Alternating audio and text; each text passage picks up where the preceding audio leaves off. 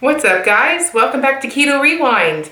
Today is the last day of my 72-hour fast, so I wanted to make this video about intermittent fasting. So, before we get started, two things. One, I'm not a medical doctor, not a health coach.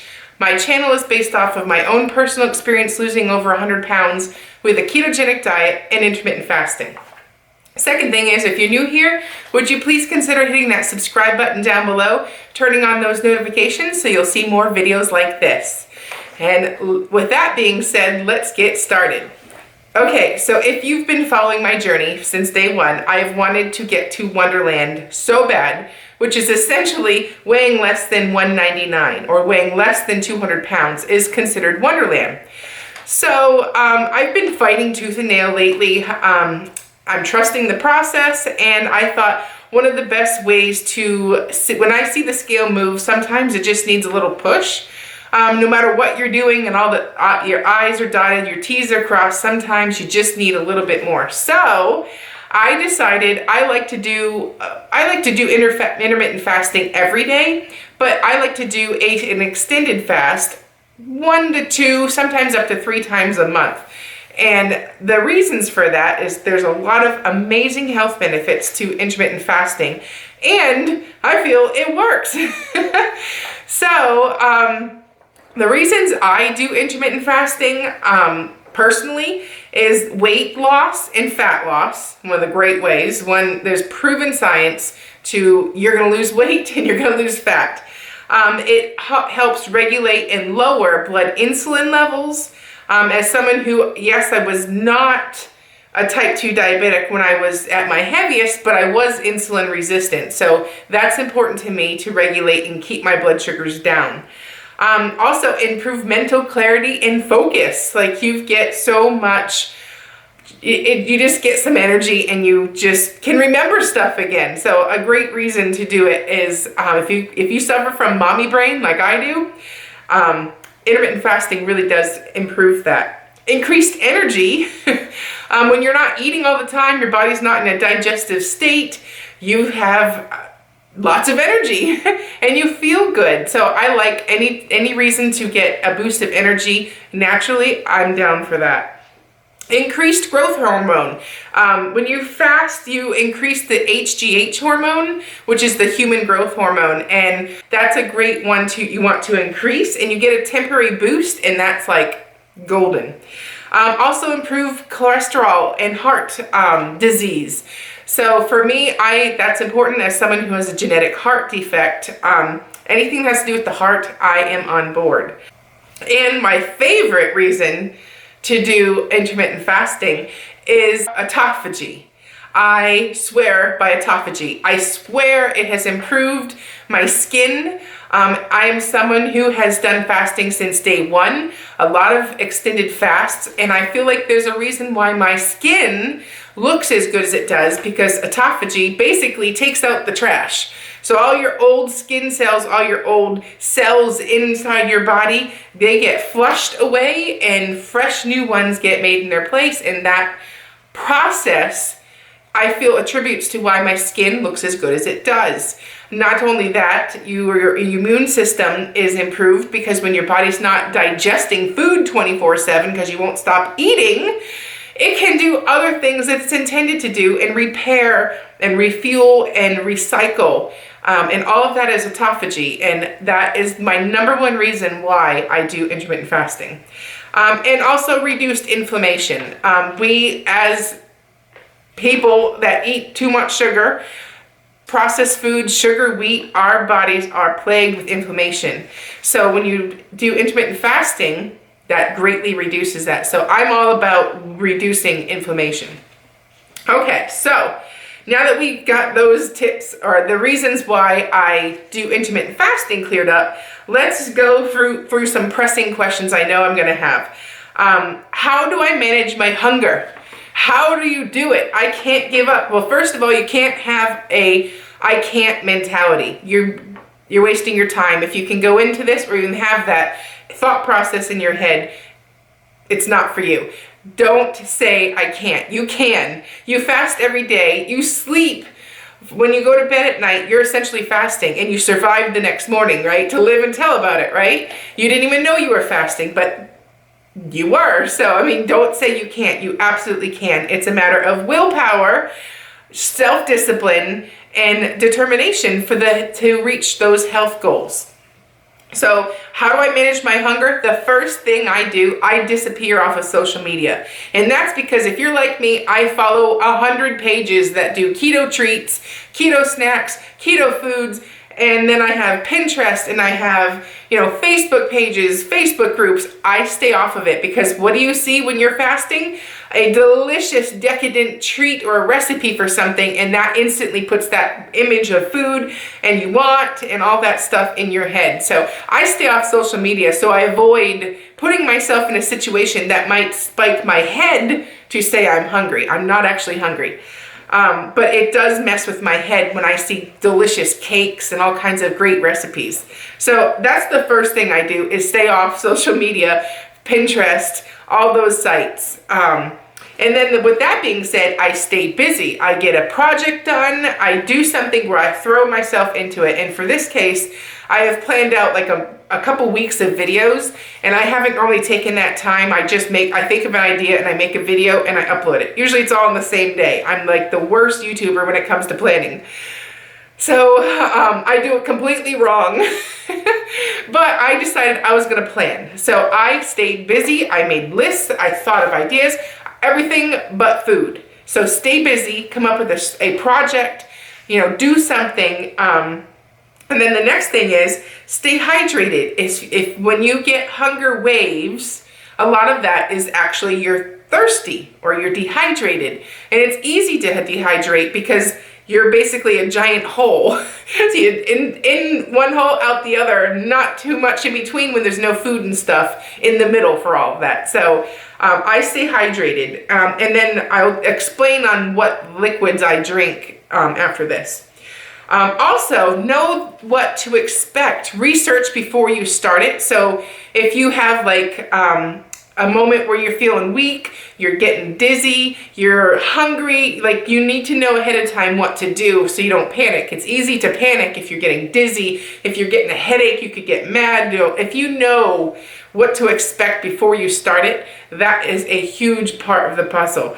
And know that hunger comes in waves. I will get hungry around the 10 o'clock in the morning to 11 o'clock window, and I'll get hungry again around when I pick my kids up from school, and that's around 3. And then I'll get hungry randomly throughout the day, but it comes in waves. It's not like I'm hungry all day.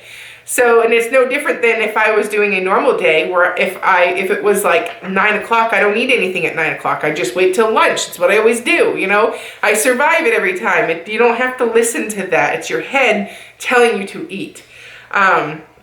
But know that it comes in waves. So as soon as it comes back down. It's not like you just keep getting hungrier and hungrier over the 72-hour fast. It comes in waves. And the last thing is have a goal and think every time you have a moment where you want to eat or break your fast, think of that goal. And for me, I kept saying 199, 199, 199. And if I was to break my fast, it would take me that much longer to get there. So in my mind, all I'm thinking of getting my goal done.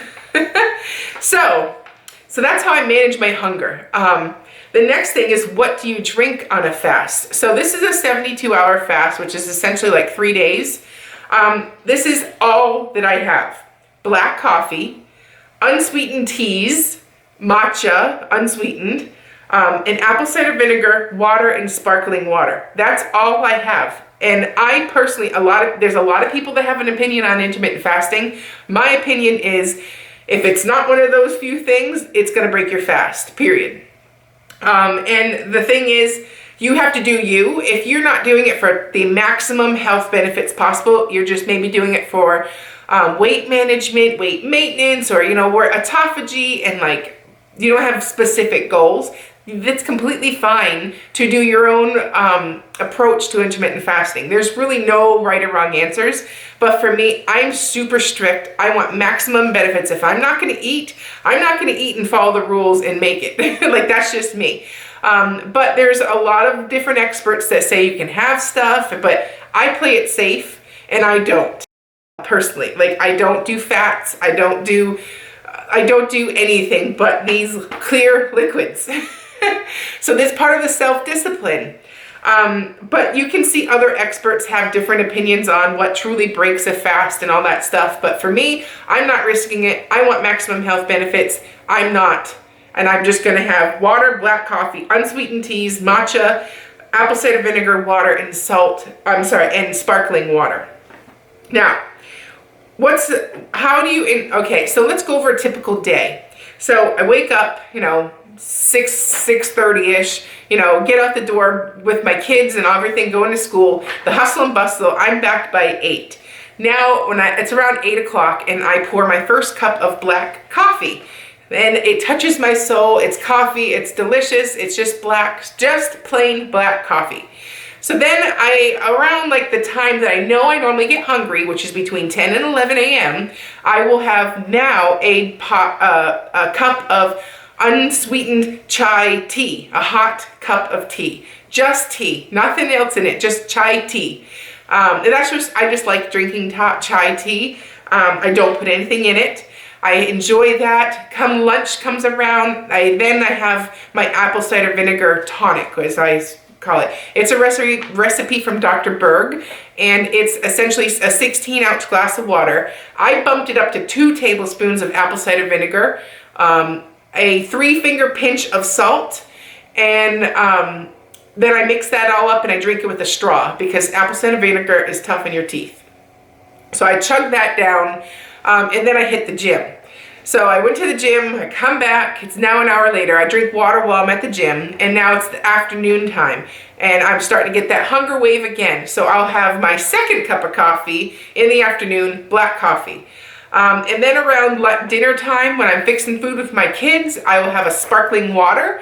I love bubbly. I just drink water throughout the day, sipping on it, obviously, but I'll do a sparkling water around the dinner time, so I feel like I'm having something. And then before bed, around 7 o'clock, 8 o'clock-ish, I'll do a matcha tea. And that's basically it. That's what I do all day. Okay, so the first meal after a long extended fast, such as a 48 or 72-hour fast, it's important to take it easy when you resume eating again.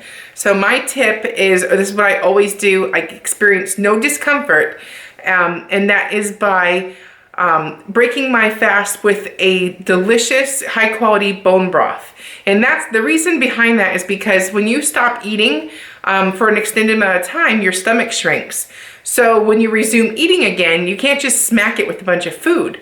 You'll get a lot of discomfort. So kind of think of it like as a workout. If you were going to go lift a bunch of weight at the gym, you wouldn't just start off lifting your max. You warm up first and then you begin your workout. Same thing if you're going to go run a mile. You're not just going to open the door and run full speed out your house.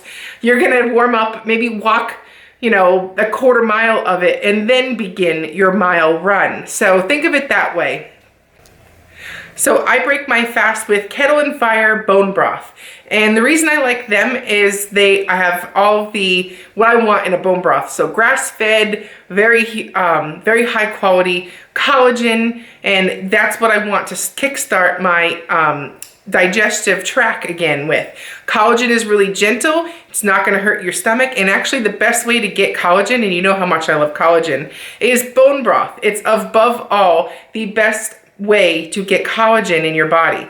And second to that is the powdered form of collagen. So another reason why you should be drinking bone broth. So I'll basically get a cup of bone broth. I'll probably use chicken tonight, and I will sip on that, a whole cup of it. And about an hour after I do that, then I'll resume a nice normal meal. But I do jumpstart my digestive system again by taking a cup of bone broth at the end of my fast and enjoying it. So that kind of gets the engine running again, and I usually have zero discomfort in my belly or my tummy when I do that. So I highly recommend it. And if you want to try Kettle Fire's bone broth, they have a huge lineup of keto bone broth soups, and they're all fantastic. I personally, it's cold. I've been eating a lot of soup lately, so I've been enjoying their soup lineup. So I'm gonna post a video here of a recipe using their mushroom bisque. Delicious. Obviously that's not really one you wanna break your fast with. You just want the regular broth when you break your fast. And then I have a coupon code for you, Keto Rewind 72, and that's for 25% off of your order. You can, obviously online is where you order Kettle Fire, but you may want to check your Whole Foods, your Sprouts. Let's see, I have Kroger also carries them. So check out, if you can't get it locally, just use that coupon code. It's probably cheaper too to order it online, then you get access to their whole lineup of soups, and they are delicious. I promise. So check out that coupon code down below. It's valid a week from today. And then after the week that promo is up, it will go back to Keto Rewind 15 for 15% off. So take advantage of the 25% off right now and order some bone broth. It's delicious. And I'm telling you right now, you gotta have that collagen. So I work really hard on getting my collagen in, and this is an easy way to get your collagen in that tastes delicious. Okay, so my final weigh-in, I'm gonna weigh myself after my fast, but I'm gonna save that video for tomorrow, and we'll see. I'm gonna kick off my vacation vlog, so I'm gonna save my video of the actual weigh-in because it's too early. It's only 11:51 and I still have 6 hours left in my fast, so I didn't think it would be appropriate right now to show what my weight is because my fast isn't over yet. So stay tuned. See if I hit Wonderland, but I wanted to get this video out because I'm getting a lot of questions about intermittent fasting and how I do it and all that stuff. So I hope this video helped fill in a lot of those questions. And yeah, so I will see you at the next video. Comment below, what's the longest fast you've done? And do you have any tips for my Keto Rewind community? For me, these were my tips, so share yours and let's help each other get some fasting done. So I'm Jess, and you're watching Keto Rewind. Bye-bye.